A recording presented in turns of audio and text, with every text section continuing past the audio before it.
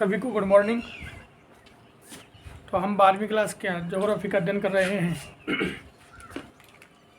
12वीं क्लास में ज्योग्राफी का अध्ययन कर रहे हैं। उसमें हम पहला लेसन पढ़ रहे हैं, मानव भूगोल प्रकृति एवं विषय क्षेत्र। क्या मानव भूगोल प्रकृति एवं विषय क्षेत्र का अध्ययन कर रहे हैं, पहले अध्याय का। इसमें हमने लगभग 3-4 क्लासें पढ़ ली थी। आज इस लेसन की अंतिम क्लास है, जो कि लगभग 10 या 15 मिनट की होगी। इस लेसन के बाद हम नया लेसन स्टार्ट करेंगे। तो आज इस लेसन की अंतिम क्लास देखिए। आपको एक डायग्राम सारणी बनानी है। इसमें क्या बनानी है आपको, एक सारणी बनानी है आपको इसमें। और सारणी में आपको बनाना क्या है वो दिखाता हूँ आपको। एक तरफ डालना है मानव भूगोल के क्षेत्र। क्या डालना है? मानव भूगोल के क्षेत्र डालना है, ठीक है। क्या डालना है? मानव भूगोल के क्षेत्र। और दूसरी तरफ डालना है आपको इसके उप क्षेत्र डालने हैं। क्या डालने हैं? इसके उप क्षेत्र डालने हैं। क्या डालने हैं? मानव भूगोल के क्षेत्र डालना है, और दूसरी तरफ डालना है उसके उप क्षेत्र, और तीसरी तरफ डालना है उसके संबंध। तीसरी तरफ क्या डालना है? आपके तीसरी तरफ जो डालना है वो डालना है सामाजिक विज्ञानों के संबंध। किससे? सामाजिक विज्ञान से।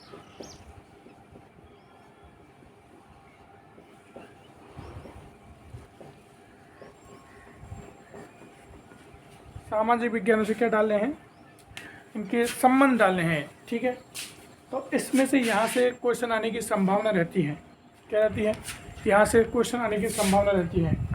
जैसे मैं आपको बताऊं कि इसमें से पिछली बार जो क्वेश्चन आया था आपके इसमें से, वो आया था आर्थिक भूगोल के।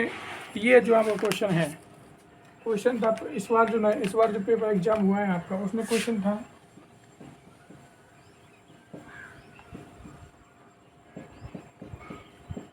आर्थिक भूगोल के किन्हीं 3 उपक्षेत्रों के नाम। ये क्वेश्चन आया हुआ है।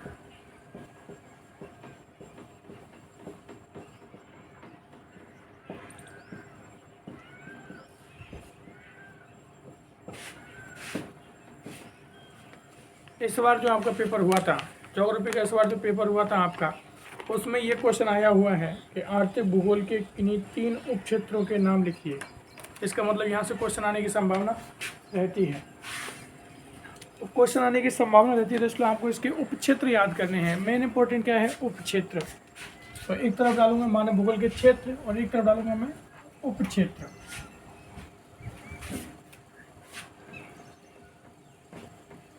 सबसे पहले आप डालिए सामाजिक भूगोल। कौन सा? इधर डालना है आपको सामाजिक भूगोल।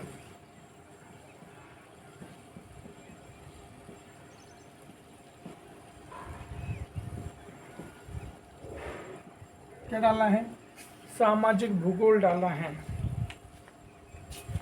सामाजिक मतलब समाज से संबंधित चीज़ें हैं। समाज में क्या हो रहा है, क्या नहीं हो रहा, समाज में से क्या परिस्थितियां घट रही हैं, वो सारी चीज़ें किसमें आएंगी? सामाजिक भूगोल में। तो इसमें आपको एक तो लेना है, क्या क्या लेना है? उप क्षेत्र में आपको लेना है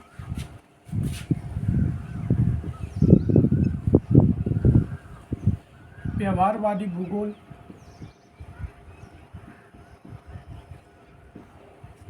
क्या लेना है? व्यवहारवादी भूगोल लेना है।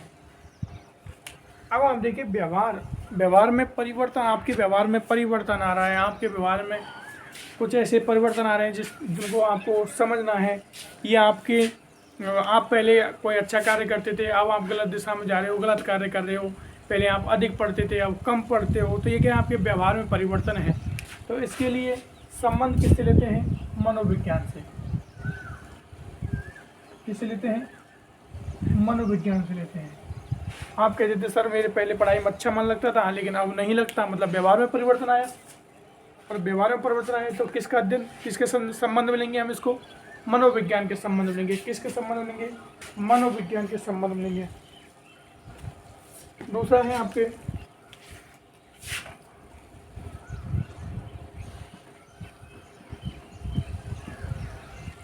सामाजिक कल्याण का भूगोल।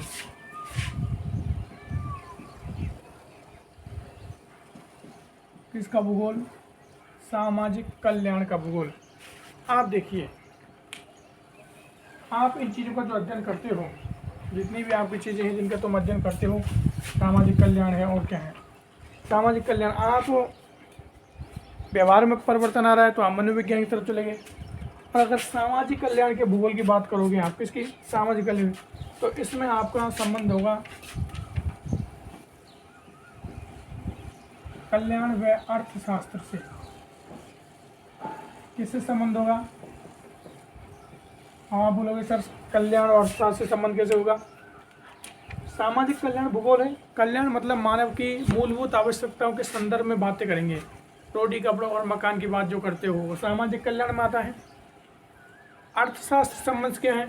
क्योंकि ये जो आपके रोटी कपड़ा और मकान है ये सब अर्थशास्त्र पर डिपेंड है, इकोनॉमी के डिपेंड है। इकोनॉमी की अच्छी है, इकोनॉमी कमज़ोर है, दृढ़ है, मजबूत है, तो आपको अच्छी चीज़ें मिलेंगी।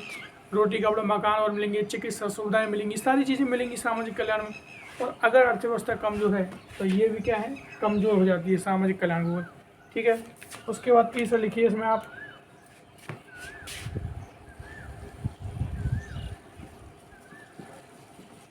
अवकाश का भूगोल। और अवकाश के भूगोल में आपको लिखना है क्या? इधर समाजशास्त्र लिखना है। क्या लिखना है? सोशलॉजी। मतलब समाजशास्त्र के बारे में, परिवार कैसा है समाजशास्त्र में, आपके परिवार कैसा है, गांव पॉलिजी सब, गांव है शहर है, इन सब को किसमें? समाजशास्त्र में अध्ययन करते हैं। उसके बाद आप देखिए किस सामाजिक भूगोल की बात कर रहे हैं, ठीक है। तो उसके बाद में सांस्कृतिक भूगोल।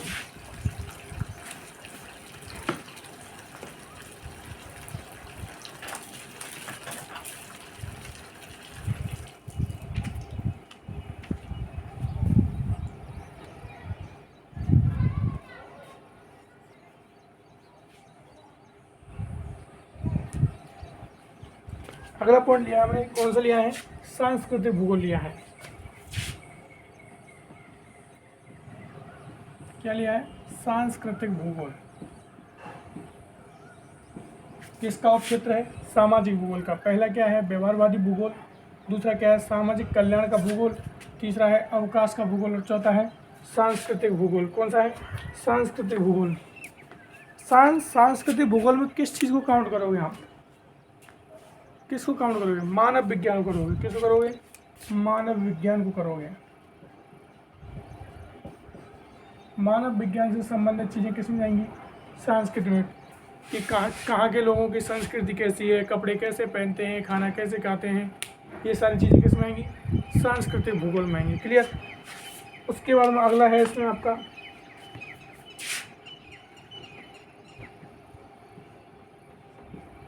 लिंग भूगोल। कौन सा भूगोल? लिंग भूगोल है। लिंग भूगोल में मुख्यतः किस चीज़ का अध्ययन करेंगे?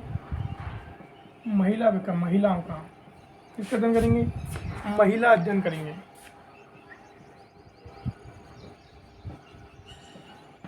सामाजिक अध्ययन भी करते हैं। क्या? सामाजिक और महिला की बात किसमें करते हैं? लिंग भूगोल में करते हैं। किसमें करते हैं? लिंग भूगोल। उसके बाद देखिए आप, अगला है इसका जो सब क्षेत्र है, ऐतिहासिक भूगोल। कौन सा है? ऐतिहासिक भूगोल।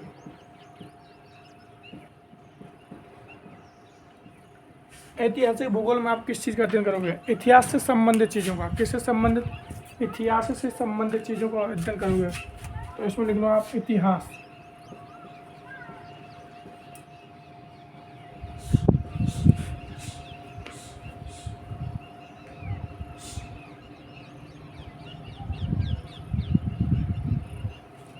किससे संबंधित चीज़ों का? इतिहास से संबंधित चीज़ों का, कि कौन सी चीज़ें कब घटित हुई, कहाँ घटित हुई, तो ये चीज़ें किस में आएंगी? आपके इतिहास में काउंट होंगी। किस में काउंट होंगी? इतिहास में। याद रहेगा आपको, ऐतिहासिक भूगोल में इतिहास से संबंधित चीज़ें। उसके बाद इसका एक उप क्षेत्र और है, चिकित्सा भूगोल। कौन सा भूगोल? चिकित्सा भूगोल।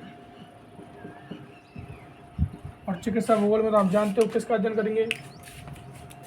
बीमारियों का, महामारी ले लो, किसका, महामारी विज्ञान, जैसे आपका कोरोना चल रहा है अभी। तो ये सामाजिक भूगोल के उप क्षेत्र हैं। क्वेश्चन कैसे आएगा, इस बार आर्थिक भूगोल के उप क्षेत्र पूछे हैं तो हो सकता है इस बार आप इस सामाजिक भूगोल के उप क्षेत्र पूछ सकेंगे। इस सामाजिक भूगोल के उप क्षेत्र में व्यवहारवादी भूगोल, सामाजिक कल्याण का भूगोल, अवकाश का भूगोल, सांस्कृतिक भूगोल, लिंग भूगोल, ऐतिहासिक भूगोल और चिकित्सा भूगोल, ये चीज़ें क्या हैं आपको इसमें अध्ययन करनी। उसके बाद में अगला जो है आपका देखिए, अगला है, दूसरा ले लेता हूँ, राजनीतिक भूगोल। कौन सा भूगोल, राजनीतिक भूगोल। राजनीतिक भूगोल में क्या आएगा आपका, एक तो आएगा इसमें आपका निर्वाचन भूगोल, कौन सा, निर्वाचन भूगोल, और एक आएगा आपका सैन्य भूगोल। इस दो का आपको इसमें क्या करना है, याद रखना है, निर्वाचन भूगोल और सैन्य भूगोल। उसके बाद है आपका तीसरा है जनसंख्या भूगोल।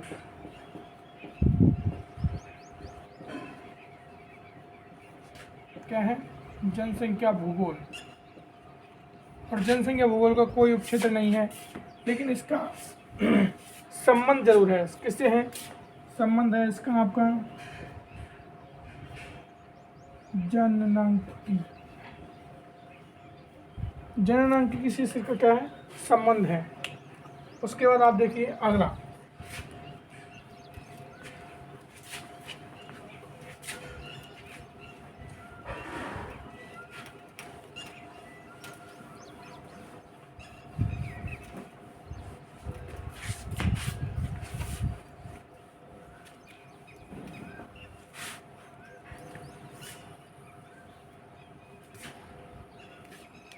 उसके बाद आपको करना है आर्थिक भूगोल। कौन सा, जो इस बार क्वेश्चन पूछा था, आर्थिक भूगोल। क्या, आर्थिक भूगोल। तो आर्थिक भूगोल के उपक्षेत्र कौन कौन से हैं, देखो आप, संसाधन भूगोल, उपक्षेत्र कौन कौन से हैं, संसाधन भूगोल हो गया। संसाधनों का अध्ययन अर्थव्यवस्था के साथ में करते हैं तो कौन सा हो गया, संसाधन भूगोल। उसके बाद में अपनी अर्थव्यवस्था किस पर टिकी हुई है, कृषि पर, तो कृषि भूगोल।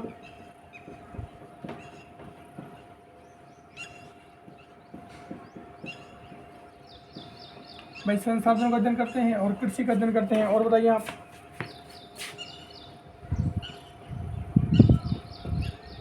औद्योगिक भूगोल। कौन सा भूगोल, औद्योगिक भूगोल। और बताइए और कौन कौन से उपक्षेत्र हो सकते हैं आपके अनुसार,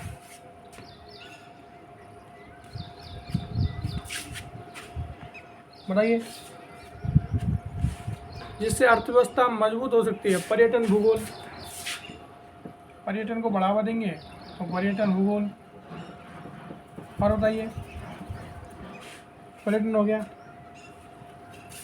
विपणन भूगोल, कौन सा, विपणन भूगोल। विपणन भूगोल के अलावा बताइए, अगर अर्थव्यवस्था मौजूद करने व्यापार भी करना पड़ेगा, क्या करना पड़ेगा, व्यापार। तो एक और लिख लो आप, अंतर्राष्ट्रीय व्यापार भूगोल या व्यापार भूगोल लिख लो।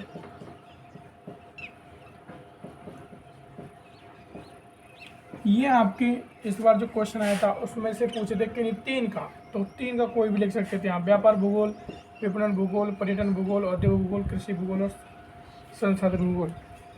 यहाँ आकर आपका जो पहला लेसन है मानव भूगोल, संस्कृति, मानव भूगोल की प्रकृति और क्षेत्र, प्रकृति और क्षेत्र जो है टॉपिक है वो आपका अध्याय पहला पूरा हो जाता है। अब पिछली बार जो क्वेश्चन आए थे उनके संदर्भ में जिक्र कर लेते हैं थोड़ा सा कि पिछली बार इसमें से कौन कौन से क्वेश्चन आने,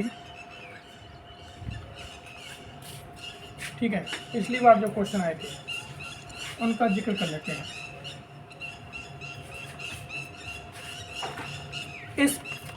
इसमें से जो आपका ये लेसन है, इसमें से पिछली बार देखो एक क्वेश्चन आया था,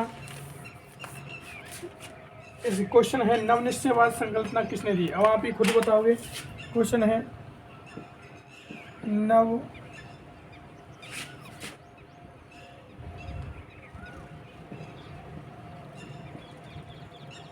नवनिश्चयवाद संकल्पना किसकी है।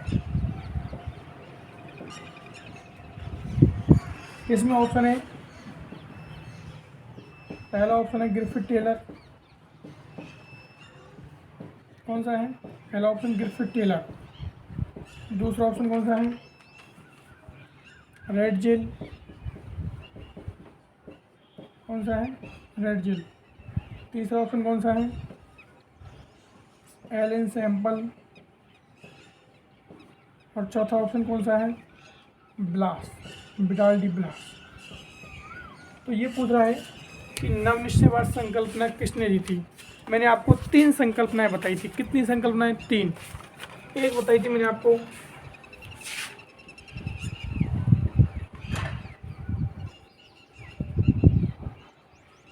नियतिवाद।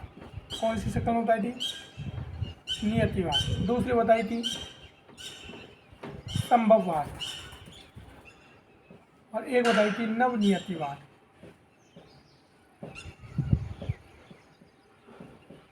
ठीक है।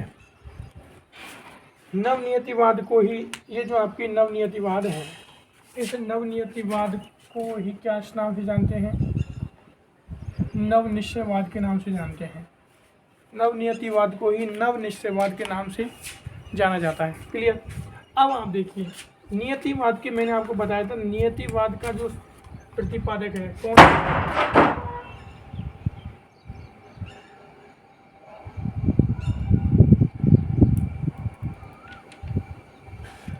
नियतिवाद का जो प्रतिपादक है कौन है? नियतिवाद का प्रतिपादक कौन है बताइए? नियतिवाद, संभववाद और ये नवनियतिवाद। देखो, नवनियतिवाद का है ग्रिफिथ टेलर। कौन है? Griffith Taylor. नवनियतिवाद कौन है? ग्रिफिथ टेलर है। क्लियर बात है? Griffith Taylor. नवनियतिवाद का जो है कौन है? Griffith Taylor. तो इसका आंसर क्या होगा? ग्रिफिथ टेलर होगा। क्या होगा? Griffith Taylor. रेडजेल किसका है बताइए? रेडजेल किसका है? नियतिवादी है। कौन है? रेडजेल नियतिवादी है। इसका मतलब किसका हो गया? इसका हो गया रेडजेल। ये रेडजेल की शिष्य है। कौन? ये रेडजेल की शिष्य है। रेडजेल की शिष्य है कौन? Ellen Semple. तो इसका मतलब शिष्य है, तो ये भी कैसी होगी? नियतिवादी होगी। एक उसकी शिष्य है नियति। ब्लास संभववाद का जनक है। अब इस बार कोई भी पूछे, आपसे पूछ ले नियतिवादी कौन है, तो रेडजेल कर देना। और ये भी नियतिवादी है, ये ब्लास है। लेकिन आंसर इसका जो मुख्य है वो कौन सा है? अगर आपसे पूछे नवनिश्चयवाद, तो नवनिश्चयवाद के तो कौन है? ये है। इसको और किस नाम से जानते हैं? रुको और जाओ। यही नाम दिया था, रुको और जाओ संकल्पना। अगली बार आपसे ऐसे पूछ ले रुको और जाओ संकल्पना किसकी है, तो ग्रिफिथ टेलर। नियतिवादी किसकी है? या प्रकृतिवादी या पर्यावरणवादी कौन है? ये आपके रेडजेल है। उसके बाद इसी में से दूसरा क्वेश्चन आया था। इसी लेसन में से एक क्वेश्चन और आया हुआ है, वो है आपका, देखो,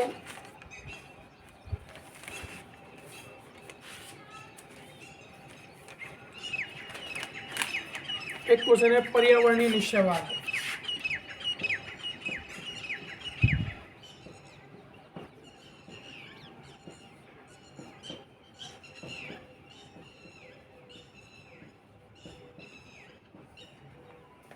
पर्यावरणीय निश्चयवाद। और एक क्वेश्चन इसमें से एक और आया। एक तो ये हो गया, एक तो ये हो गया, और तीसरा पूछा है आपका आर्थिक भूगोल के उपक्षेत्र। ये जो अभी आपको लास्ट में बताया था मैंने, आर्थिक भूगोल के उपक्षेत्र। क्या पूछा है? आर्थिक भूगोल के उपक्षेत्र। अब देखिए आप, ये 3 पूछे हैं आप। क्या पूछे हैं? 3।